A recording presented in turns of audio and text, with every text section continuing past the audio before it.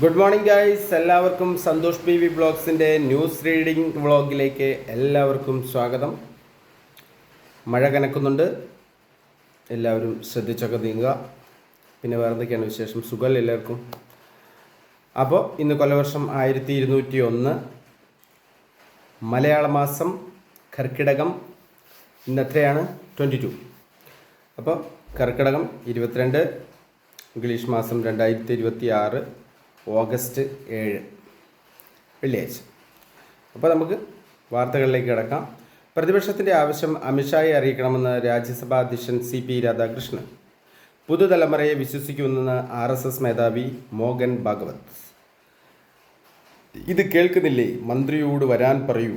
അത് അമിത്ഷാ വരാത്ത parliament date ഇട്ടിട്ട് July 23, July 24, July 29, July 30, July 31, August 4.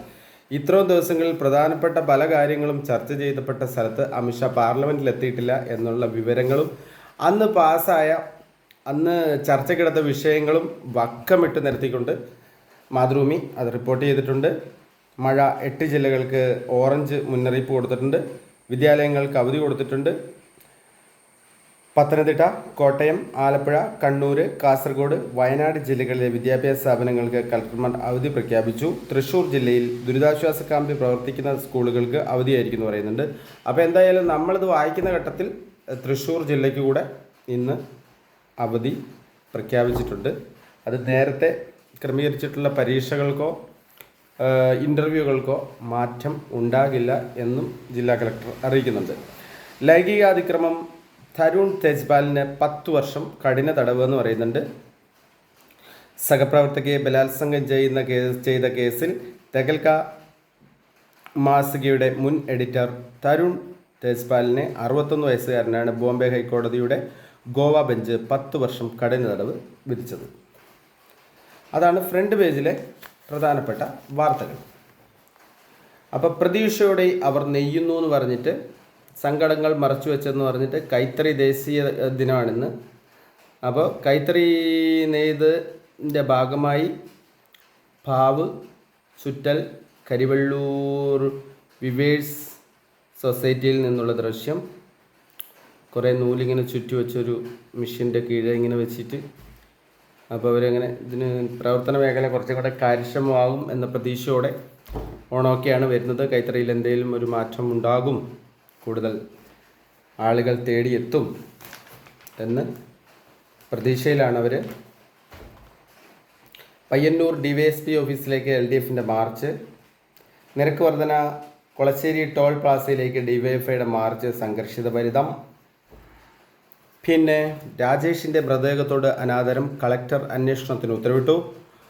പിന്നെ ദുരിതാശ്വാസ ക്യാമ്പ് ജോർജും മേരിയും ഒന്നായി എന്ന് പറയുന്നുണ്ട്. ദമ്പതിമാർ വീണ്ടും ഒന്നിച്ചത് 60ാമത്തെ വയസ്സിലാന്ന് പറയുന്നുണ്ട്. അതെവിടെ സ്ഥലം എന്ന് വെച്ചാൽ നമ്മുടെ കാസർഗോഡാണ് കേട്ടോ. 9 കൊല്ലമായി വേർപിരിഞ്ഞ് കഴിഞ്ഞ ദമ്പതിമാർ ഇനിയുള്ള കാലം ഒന്നിച്ച് ജീവിക്കും. കാലവർഷക്കെടുതിയെ തുടർന്ന്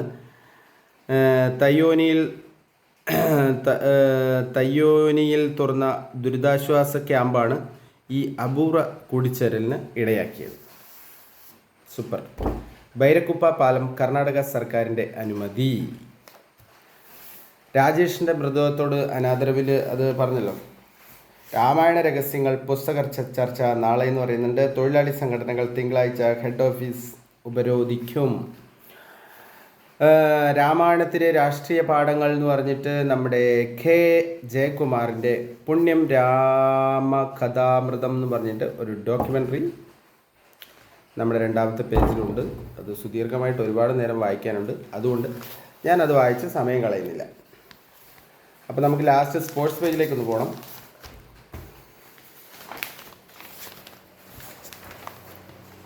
ഇന്ത്യ ശ്രീലങ്ക 11 ത്രിദിന ക്രിക്കറ്റ് ഇന്ന് തുടക്കം. ആദ്യ ടെസ്റ്റ് 15 മുതൽ. ആയുഷിന് കടുപ്പം. ധരണീധരനും ആഷിക്കും ജാവലിൻ എന്ന് പറയുന്നുണ്ട്. സന്തോഷിക്കാൻ കേരളം എന്ന് പറയുന്നുണ്ട്. താൻവി ശർമ്മ രക്ഷിത കോട്ടർ എന്ന് പറയുന്നുണ്ട്. ലേറ്റായി അരങ്ങേറാൻ സാരാൻഷ് എന്ന് പറയുന്നുണ്ട്. പിച്ചിൽ പുല്ല് കൂടുതൽ അതൃപ്തി അറിയിച്ച ഇന്ത്യ. അത് ഇവരുമായിട്ടുള്ള ശ്രീലങ്കയായിട്ടുള്ള ത്രിദിന ക്രിക്കറ്റ് ടൂർണമെൻറ്റുമായിട്ട് ബന്ധപ്പെട്ടുള്ള വാർത്തയാണ്. അപ്പോൾ എല്ലാവരോടും ഇന്നത്തെ പത്രപാരായണം ഇവിടെ അവസാനിപ്പിക്കുന്നു. ഒരുപാട് സ്നേഹത്തോടു കൂടി, ഒരുപാട് സന്തോഷത്തോടു കൂടി നിങ്ങളുടെ സ്വന്തം സന്തോഷ്. അപ്പം ഞാൻ ഇന്നലെ ചെയ്ത വീഡിയോ എല്ലാവരും ശ്രവിക്കാത്തവരൊന്നും ശ്രവിക്കണം. അതും കൂടെ എൻ്റെ റിക്വസ്റ്റാണ്. ഇന്നലെ നമ്മളൊരു കുട്ടീൻ്റെ കാര്യം പറഞ്ഞിരുന്നു. ഒരു ലോഡിംഗ് തൊഴിലാളിയായ ഒരു അച്ഛൻ്റെയും തൊഴിലുറപ്പ് ചെയ്യുന്ന ഒരു അമ്മേൻ്റെയും വീഡിയോൻ്റെ കാര്യം ഞാൻ പറഞ്ഞിരുന്നു. ഒരു മോക്ക് കരൾ രോഗം ബാധിച്ച് മിംസിലാണ്. അപ്പോൾ അതുമായിട്ട് ബന്ധപ്പെട്ടൊരു വീഡിയോ ചെയ്തിട്ടുണ്ട്. അത് നിങ്ങൾ കയറി ഒന്ന് കാണണം, അതിന് സപ്പോർട്ട് ചെയ്യണം. നിങ്ങളാൽ കഴിയുന്നത് എന്തെങ്കിലും ചെയ്താൽ ആ കുടുംബം രക്ഷപ്പെടും. അതിൻ്റെ കൂടത്തിൽ ഞാൻ അതും കൂടെ പ്ലസ് ചെയ്ത് വെക്കുന്നു. Okay, bye bye, tata, see U.